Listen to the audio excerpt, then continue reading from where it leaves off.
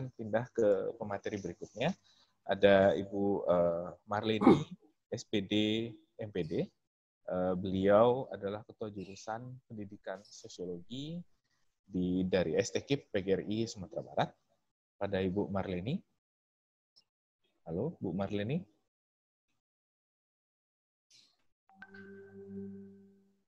Oke.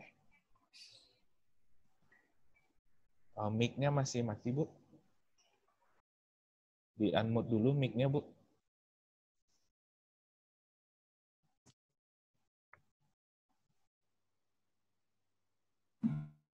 Oke. Oke. Ya, Assalamualaikum warahmatullahi wabarakatuh. Waalaikumsalam warahmatullahi wabarakatuh. Terima kasih kesempatannya kepada moderator yang sama-sama kita hormati Siti Fatimah selaku Dekan Fakultas Ilmu Sosial Universitas Negeri Padang. Selanjutnya Bapak Dr. Eka Vidya Putra selaku Ketua Sosiologi UNP.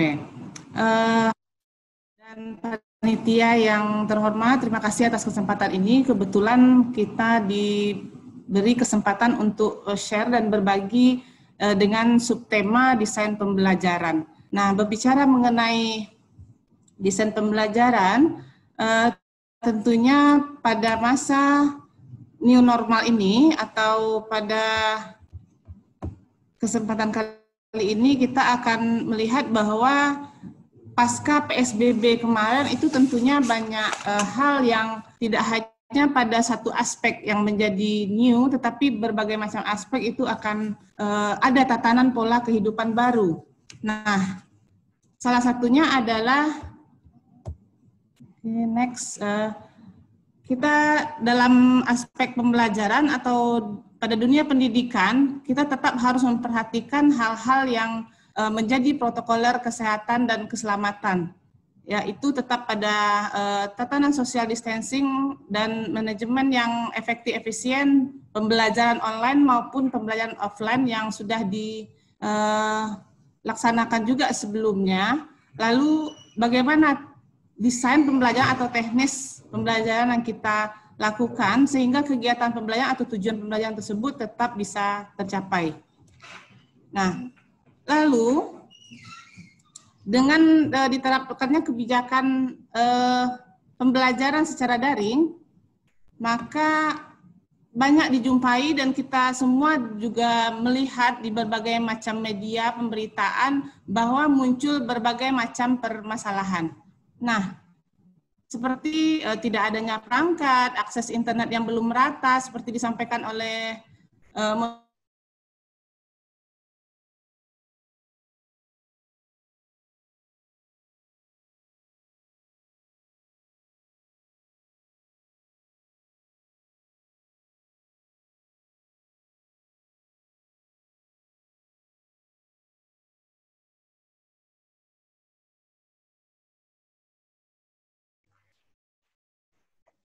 Halo, sepertinya.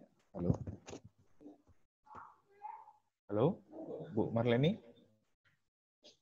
Halo. Halo. Akang diinduk, Pi.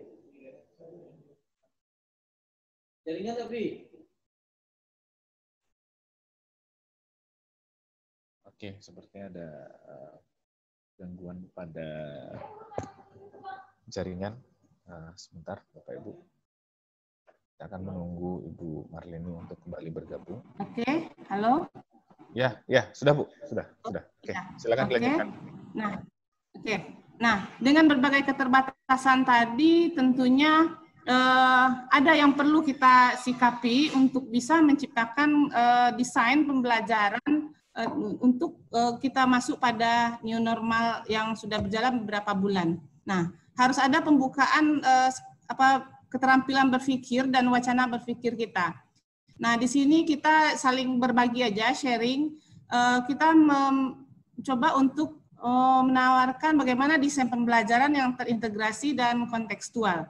Di sini dituntut bagaimana kita sebagai guru bisa menciptakan desain pembelajaran yang membuat siswa kita terampil dalam menyusun atau membangun, mengkonstruksi pengetahuan baru. Berikutnya, bagaimana terampil juga mendapatkan informasi dan mengolah data dari berbagai macam sumber belajar dan media pembelajaran. Nah, kondisi-kondisi yang ada di daerah-daerah tertentu itu dengan keterbatasan sarana dan segala macam, sebenarnya lingkungan alam, lingkungan sosial yang ada di sekitar siswa itu bisa menjadi sumber informasi untuk bisa menjadi sumber pengetahuan. Berikutnya, kita juga harus bisa menciptakan kemampuan menyampaikan gagasan, argumen, atau cerita dari siswa kita sehingga dia bisa mengeksplor apa yang tahu. Selanjutnya, guru juga hendaklah terampil dan bisa membuat desain pembelajaran yang menciptakan keterampilan berpartisipasi dalam kelompok dan membangun sikap sosial kepada siswanya sehingga terbiasa dengan kondisi-kondisi tertentu.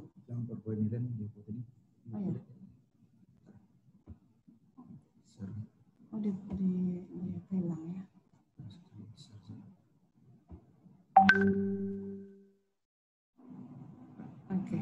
Oke, maaf, kita lanjut. Nah, ini beberapa keterampilan atau desain pembelajaran yang kita tuntut bisa menciptakan keterampilan baru dalam era new normal ini terhadap peserta didik kita. Berikutnya, bagaimana pembelajaran terintegrasi dan kontekstual atau bermakna tersebut? Mungkin sama-sama kita juga sudah memahami terintegrasi itu merupakan pembelajaran yang menyeluruh dan mendalam dengan berbagai aspek. Nah, dengan berbagai aspek dalam hal ini, contohnya kalau kita bicara mengenai satu tema, tentu dari satu sub ilmu kita analisisnya. Nah, berikut kalau kontekstual. Bagaimana pembelajaran kontekstual tentunya sesuai dengan pengalaman kehidupan siswa, pengalaman dan kebutuhan hidup yang ada di lingkungan sekitar. Dapat kita urai beberapa bentuk dari pembelajaran terintegrasi tersebut. Yang pertama, bentuk integrasi dalam satu aktivitas belajar, namun menggabungkan ke dalam konsep dari beberapa pengetahuan dari mata pelajaran yang berbeda. Nah, integrasi pengetahuan dan mata pelajaran ini, atau nanti kita kasih contohnya di terakhir saja, karena satu contoh bisa untuk bentuk-bentuk yang berbeda ini. Berikut kita masuk pada integrasi kemampuan dan keterampilan. Nah, aktivitas belajar yang bisa mengembangkan keterampilan berpikir dari peserta didik kita. Nah, berikutnya lagi, integrasi atau penyatuan dari sudut pandang, berbagai sudut pandang dalam sebuah proses pembelajaran, di mana satu pelajaran atau topik materi dapat dilakukan pada pembelajaran berbasis masalah. Nah, kita contohkan kalau kita angkat tema dari, kalau kita problem based solving, seperti kasusnya kalau di Indonesia, umpamanya kemiskinan, kita angkatkan permasalahan kemiskinan. Tentunya kita bisa melihat dari berbagai macam aspek. Kita minta siswa dalam menganalisisnya melihat seperti kalau dari aspek historis, kenapa Indonesia yang kaya sumber daya alam itu rata-rata berada pada tatanan masyarakat menengah ke bawah. Nah, bisa jadi karena faktor historis. Berikutnya lagi, kalau secara sosiologis kita bisa analisis, kita bisa lihat bahwa banyak hal yang menciptakan kemiskinan tersebut, seperti kemiskinan struktural, sistem yang menciptakan mana kemiskinan itu berlangsung. Dan secara grafis, kondisi Indonesia yang sangat kaya, yang positif, cuaca, iklim, dan segala macamnya, itu juga bisa membuat mental masyarakatnya menjadi manja dengan alam, sehingga keinginan untuk bisa mengembangkan potensi diri itu menjadi kurang dan termanja dengan alam. Nah, itu beberapa salah satu contoh beberapa integrasi pembelajaran dari mata pelajaran berbeda, integrasi dari beberapa sudut pandang. Berikutnya, integrasi detail yang mendalam. Nah, sebuah pembelajaran itu dapat kita berikan kepada siswa dengan memberikan kesempatan kemampuannya berpikir secara mendalam dan fokus. tidak hanya pada materi dasar-dasar atau kulit saja. Mungkin di sini kita ketika pembelajaran secara online atau daring, kendala untuk melakukan interaksi langsung. Nah, sebenarnya tidak harus kita komunikasi langsung, banyak hal juga bisa kita lakukan. Siswa kita berpikir secara mendalam. Kita bisa berikan tugas-tugas yang kita kasih dia batas waktu tertentu, yang di mana tugas tersebut kita desain untuk bisa membuat dia berpikir secara mendalam. Berikutnya lagi, integrasi berlanjutan. Nah, aktivitas belajar itu diatur sesuai dengan indikator pendalaman dari sebuah pelajaran yang hendak dicapai. Artinya, kedalaman dari sebuah materi pada pertemuan minggu sekarang bisa jadi menjadi sinkron ya pada materi berikutnya. Nah, untuk membuat desain pembelajaran pada masa new normal ini, yang tentunya adalah pembelajaran jarak jauh, ada hal-hal yang perlu kita perhatian dalam menyusun skenario yang ini sebenarnya merupakan bagian dari perencanaan pembelajaran yang kita buat ketika akan mengajar. Nah, yang pertama itu kita memperhatikan tujuan pembelajaran, apakah tujuan tersebut sudah mengarah kepada kompetensi dasar. Berikutnya, apakah tujuan tersebut sudah jelas, dan apakah tersebut apabila hasil amatan ketika hasilnya bisa tercapai, teramati. Nah, walaupun siswa kita jarak jauh, kita harus memiliki desain penilaian yang bisa kita ukur ketercapaian tujuan pembelajaran yang dicapai oleh siswa kita. Berikutnya, apakah ada keterampilan khas mata pelajaran yang tercermin di tujuan pembelajaran tersebut? Tentunya harusnya ada keterampilan-keterampilan khusus yang kita sematkan pada setiap tujuan pembelajaran. Sehingga pembelajaran tersebut dia memiliki kekhasan dan siswa memiliki keterampilan khusus setelah dia mencapai tujuan pembelajaran dari suatu mata pelajaran tersebut. Nah, sementara pada langkah-langkah kegiatan pembelajaran, kita perlu memperhatikan apakah urutan kegiatan secara keseluruhan sudah logis. Lalu, bila Bapak Ibu memposisikan diri sebagai siswa, kita coba untuk bertanya, apakah kita sudah mampu memahami topik jika kita menciptakan desain seperti ini. Nah, kita mencoba memposisikan diri sebagai siswa. Nah, berikut pada bagian penilaian. Apakah proses pembelajaran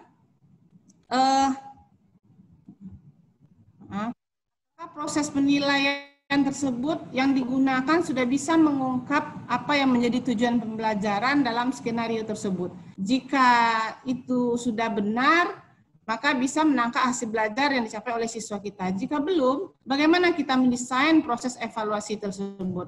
Nah, mungkin evaluasi ini nanti ada pemateri berikutnya, begitu juga untuk media, ada pemateri berikut yang akan menyampaikan. Ada sedikit tambahan di sini yang akan kita sampaikan. Mohon maaf, loss dari slide PowerPoint ini.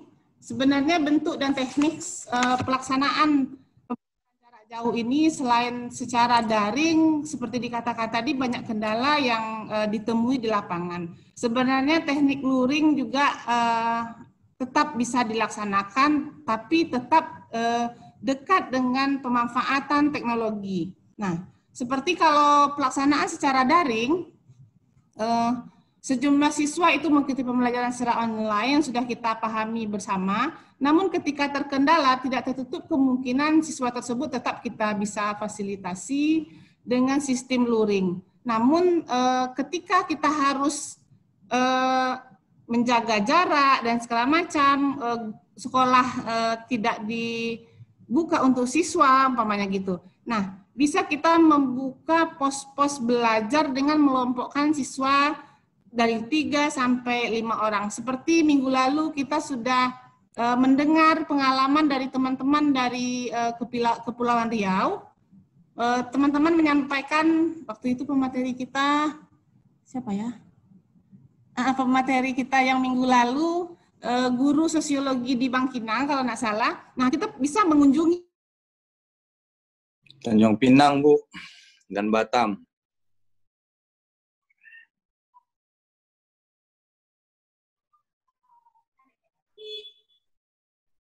Halo. Nah. Halo. Halo, Bu. Halo. Ya. Halo. Silakan, Bu. Ya.